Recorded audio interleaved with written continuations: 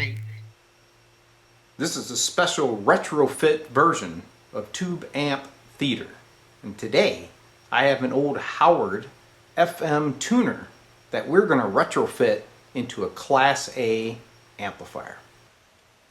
So here is the little Howard FM tuner. You can see here you got a volume control, you have an on-off switch, and tuning.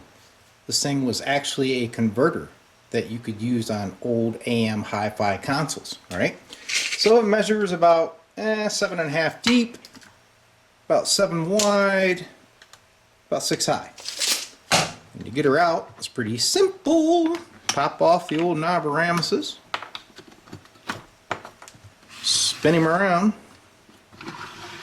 comes out like a drawer.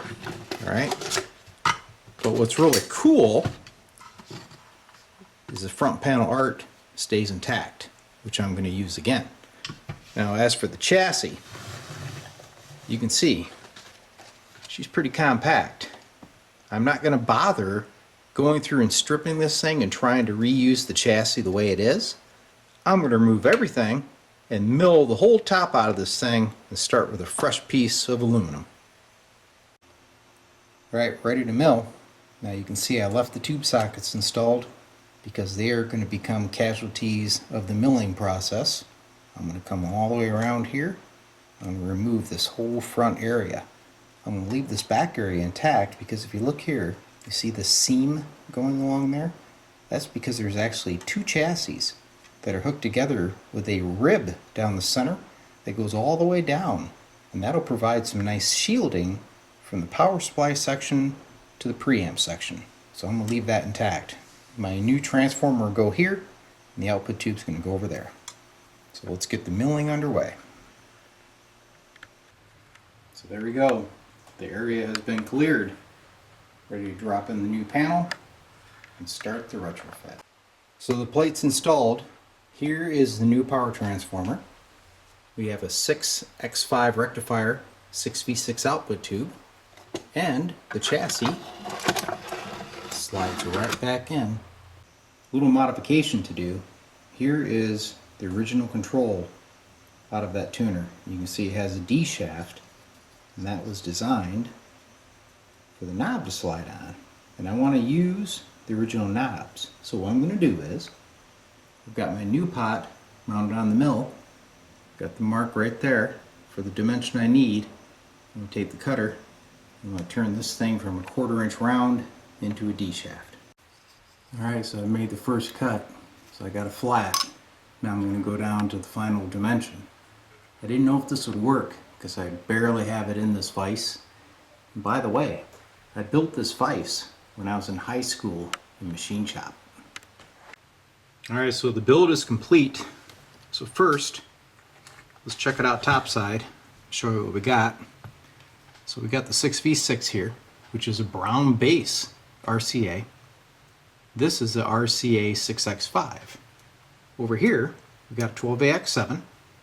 Input jack is here, and I elected to put it on the side because I did not want to screw up the front panel artwork. There's a filter cap. There's the output transformer. Okay, let's take a look around the back side here. You got an output for 8 4-ohm speakers. Now I wanted to keep all this old artwork intact. This is our AC input cord. Let's go bottom side. So here we are bottom side. Now, as you recall, I milled out this section of the tuner to give me a nice new work surface for the preamp and power supply. Alright, so that's what we have here. This is actually the original power switch, the rotary switch that was in the Howard. The pots have been changed, and as you saw earlier, I had to mill out the D sections so that the knobs would slide right back on there because I wanted to use these original knobs, right? Alright, let's go from the back and we'll work our way to the front, alright? So this is my power supply area. The AC comes in here and he hits a little terminal board. Then I use shielded cable from this terminal board and fed that up to the rotary switch. I did that to stop AC noise from getting into the preamp section because it's right there, and as you can see the AC cord passes right by it. Alright, Also used shielded cable when I left the preamp tube and went through the old dividing wall to the 6v6 tube, right? So this was a very nice build because usually I have power supply hum on steel chassis builds, right? But with this little wall here, conveniently it shields all the AC from this section from getting into the preamp. So I was very happy about that. So over here, we've got our fuse, right? Right there is our little bias resistoroid for Class A operation. In this case, it turned out to be a 750 ohm resistor. I've got about 348 volts plate on the 6v6, all right? Now, if we come over here to the preamp section, you'll see our filter cap, and these leads right here go to the 6x5 rectifier, right? So that was nice. I put some grommets here to pass these cables through so they don't get damaged, right? Over here is the output transformer leads. So these three are the speaker leads, and these three are the primary leads of the ultra-linear output transformer. You can see I put a little clamp here. The reason I did that is to keep all these leads away from the preamp section, because if you don't, you have a bunch of nasty feedback. Let's review the preamp section of this little boutique amp, and I have some information that would be of value to you if you decide to build something like this, right? So this coax right here comes up from my input jack. This is where you plug in your guitar, okay? So the coax comes up, goes through a 68K resistor to pin 2 of the 12AX7, right? And that's a typical configuration. If you look up Fender schematics, you'll see that that is how they routinely do it. Now here's my volume pot. Okay, so if you look here, hey, another 68K resistor. That's coming off the middle terminal of my volume pot. This is after the tone circuit, and it feeds pin 7 of the 12AX7 tube. And you may wonder, why did he put another grid stop resistor in? Well, here's why. All right, so here is your volume pot. You got 3 metal terminals that are bonded to a piece of fiberboard that has a carbon path on it. And as you turn your pot, this little wiper arm, which is in the middle terminal, kind of sweeps around on that carbon path, and that's how you adjust your volume. Now envision, I'm going to crank my volume all the way up, okay? So when it's all the way up, I'm actually mechanically connecting this terminal to this terminal. The carbon path is really doing nothing at this point, okay? It's metal to metal contact. So you envision you have these 2 little pieces of metal that are touching each other. Between these 2 little pieces of metal, you'll develop some capacitance, right? And what that would do is make this 12AX7 go wild, right? Because it's going to try to say, hey, I see some metal on my grid, and his grid is very sensitive.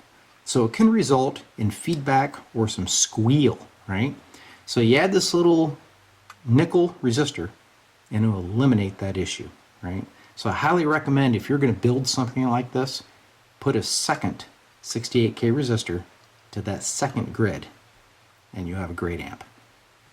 All right, so another challenge of this build that I came across was how to adequately light this front panel so that it would look cool for the new owner. Originally, Howard had just stuck a little GE47 against the chassis with a screw.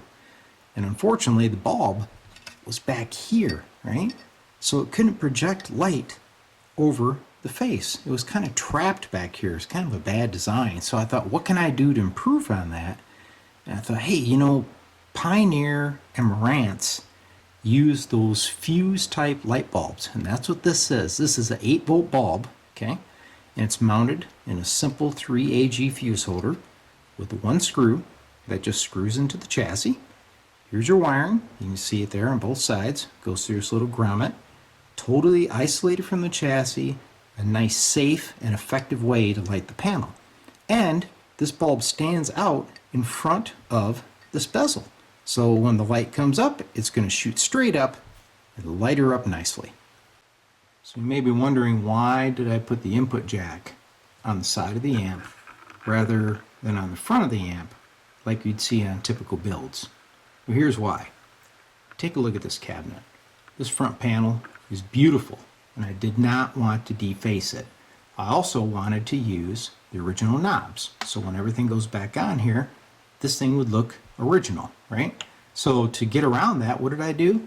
I milled the shafts of the pots to accommodate the knobs, right? I also did not want to put the input jack on the back of the amp because that's where the power supply is and that's where the noise is. So my only option was put it on the side. So this is where the input jack would be. And then this little hole you see here goes to the top of this bracket. There would be a screw that goes through there that holds this up against the wood to give it strength. So when you're plugging in your jack, this thing isn't flexing. So the chassis slides right in here like it did originally. Okay. Everything lines right up.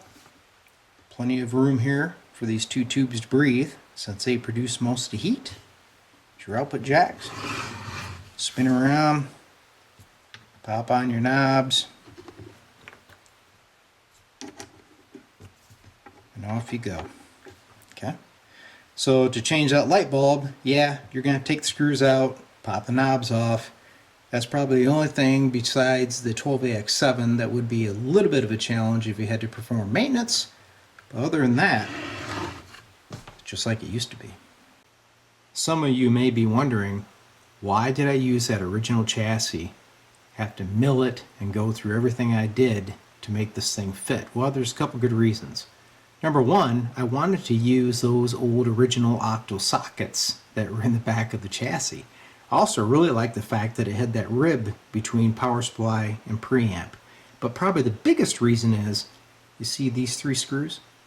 Those are the original mounting screws that go into the original chassis.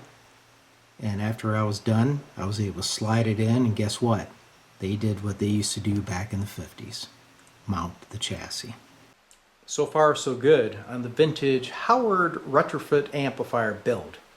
So as you can see, there's quite a bit involved if you're going to reuse that old chassis, right? But I like to do it because I want to maintain as much of that vintage appeal as I can.